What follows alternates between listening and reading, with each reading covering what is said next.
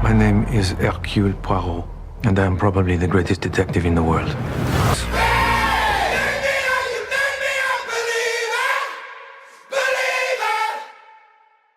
Hello everyone, and welcome to our review of Murder on the Orient Express, a new film by Kenneth Branagh, starring Kenneth Branagh. Nice. So, what did you think of this movie? Was okay. I did enjoy this movie. It looks very nice. It's got a lot of polish and gleam, and the colours seem to stand out a lot. It's quite vibrant in some parts and kind of dull in others.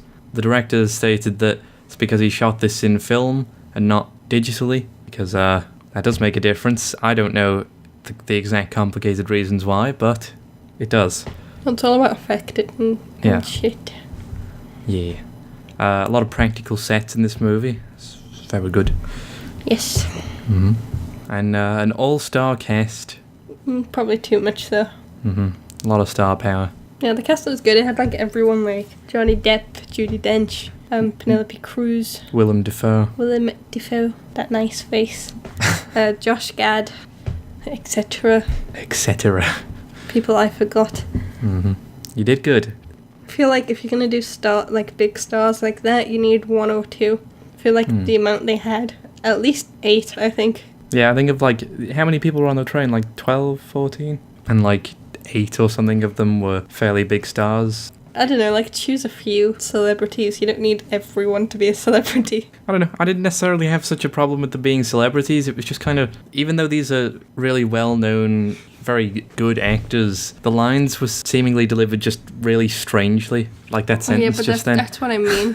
That's what it comes down to, the fact that they didn't focus on getting people that suited the role. They focused on getting people that everyone know. I don't know. I wouldn't say that because I'm not familiar with these characters outside of this movie. So well, no, but surely there's people better off to play these characters. I think you're right in one respect. I think Kenneth Branagh was not the right person for Poirot. Yeah, but Johnny Depp also isn't the gangster type.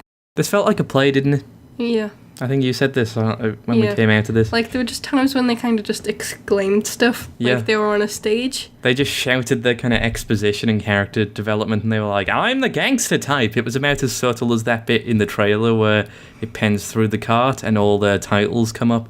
The professor, the governess, the such and such. It was like that, but they were actually just saying it. It was really strange. Yeah, and it was they said their deal and then walked away, they had to clear the stage. Yeah. And I don't watch a lot of theatre, but, you notice these things. Yeah. This movie just kind of lacked subtlety in a lot of the performances. Not all the time, but in a lot of the time.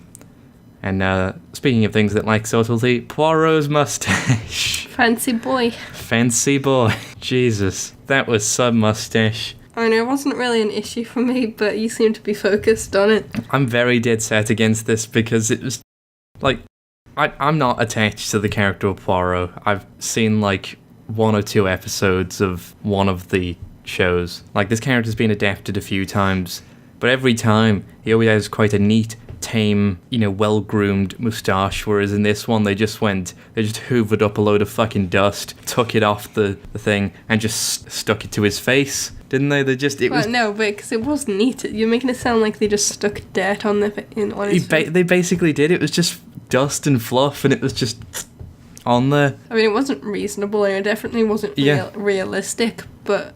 Yeah, and I thought, when the first trailer for this came out, a lot of people said that, so...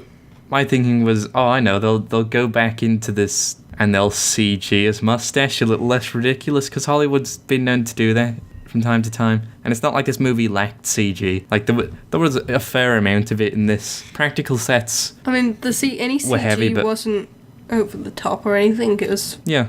No, it wasn't like Star Wars prequels, but it was... Yeah, that was one of the subtle things that was in it. Yeah, but I mean... It's not like they didn't use CG, so I just think you could have went back and fixed this mistake, really. Just take a bit off the sides. The bit where it just looks flat and wet and stuck to his face right on the cheeks? Get rid of that bit and make it a little more kind of tame. It was too twirly handlebar mustache-y. That's not a word or a sentence, but yeah. Good job. Good job, me. Anyway. Shall we give it a score? Yep. We had a lot of back and forth on this. Initially, we came out of the movie I was like, this was just stupid. This was stupid. I was kind of like, yeah, it was pretty good. It's one of the best movies I've ever seen. Yeah. But no, it turns out we were both wrong because... Yeah, we both kind of came around and met in the middle, and I think we're both secure to give this a 3. Yeah, anyway. Spoilers. Moving on. There's not much to spoil about this really besides the ending. Well, yeah. Well, yeah, but there's no significant scene in the middle that needs talking about. I like the bit where he's questioning Josh Gad's character, and like he thinks he's got him by the balls. He thinks he's like, oh, this could be the bloody culprit, and he's like, it's full of it. It's full of, how do you say it? It's full of the fudge. I love that bit. I really like that. Yeah, you've been quoting it. I have been quoting it.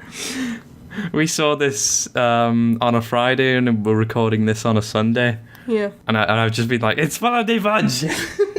He even said that about the entire movie itself Yeah. at one point. Scenes like that, it just, in the middle of this mystery movie, had a slight bit of comedy.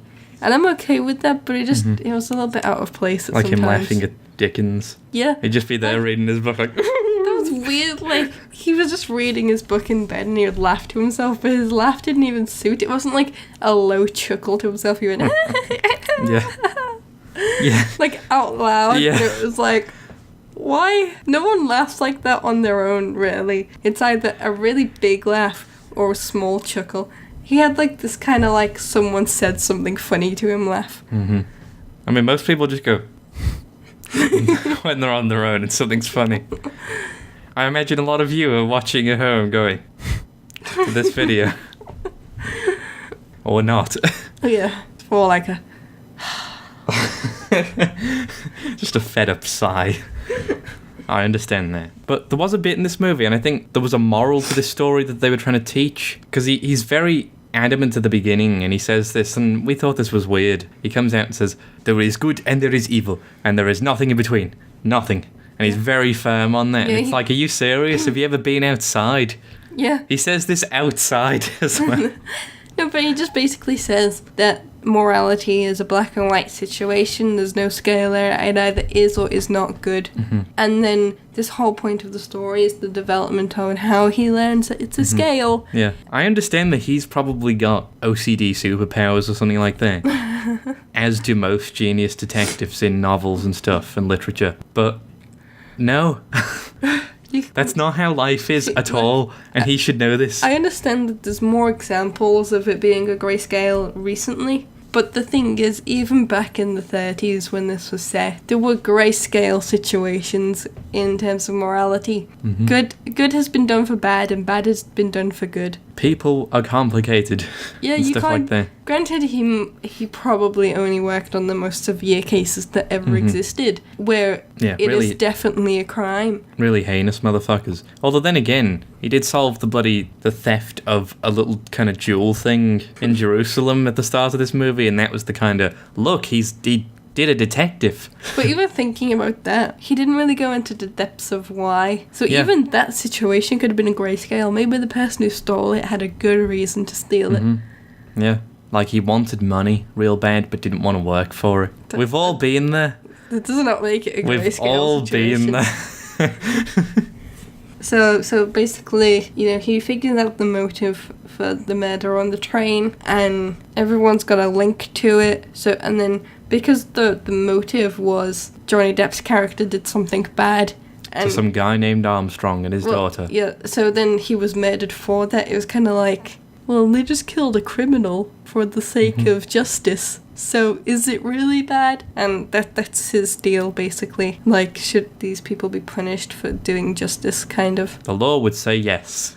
And Poirot initially would say yes. But then he came around on it, which means this wasn't like an OCD thing. Because otherwise he would have just been like, no. End of the movie. They all get arrested. Yeah, that's another thing as well. We've just accidentally basically told you that it was everyone, which it was. Turned out it was everyone. If you know of this story outside of this movie, like, we Googled it a little bit and said we would Google it more, but didn't. Whoops. Apparently the end of the original novel is the same. It turns out it's all the passengers equally. They all equally did a murder. So basically their reasoning was they all had certain links to this little girl and her father that ended up dead at the hands of Johnny Depp's character Ratchet, or Cassetti as his real name. So as he's doing his little detectiveness, figuring out that everyone's got links and everyone's got a motive and stuff, instead of... He never explains his methods either. Like, No, have but you that's noticed where that I'm going, like... Yeah. He kind of just finds clues against everyone, and in the end he's just like, I can't pinpoint it to any one person, I'll just blame everyone. He didn't have a solution to get there, he was just like, I don't know, I'll just blame everyone. Yeah. And it just happened to be true. Yeah. That's like saying a piece of cake has went missing. I know that every single person in this house likes cake. I bet all of you had one slice. I bet you all shared the slice, the one slice that is missing. Like, that doesn't make any sense. You can't say that. So I feel like it was just, fuck it, I'll blame everyone. The true murderer will reveal himself during this time. Yeah. But it turned out that it was everyone. Seemed like a lazy solution. Yeah, this movie did lack subtlety, like we said. Yeah, and the thing is, I could believe that it was everyone. Like I explained to Moo earlier, that because of the way he was stabbed, if you looked at the analytics and the blood splatters and the weight of the stabs and stuff like that, you could determine how many people were there. But like, if he basically just said, counted up how many different stabs there were and was like, right, there's 11 different stabs. All of these are different weights and different sizes and stuff like that. You can be like, I'm just going to take a guess that there was 11 criminals. I'm surprised that Johnny Depp's character didn't ever go himself. Basically, to summarise, it wasn't great. It wasn't terrible. It's just, I don't know, I could rewatch it and it was entertaining for the most part. It just wasn't. I think if I rewatch this, it'd be too long. No. I don't think I could sit through this again. I could, but it's just no cinematic masterpiece or anything like it should have been. I like the music in the trailer though. Was that song actually in the movie? No. Oh well. Anyway, shall we go now? Sure. Okay. Say goodbye to everyone. Goodbye, everyone. Goodbye.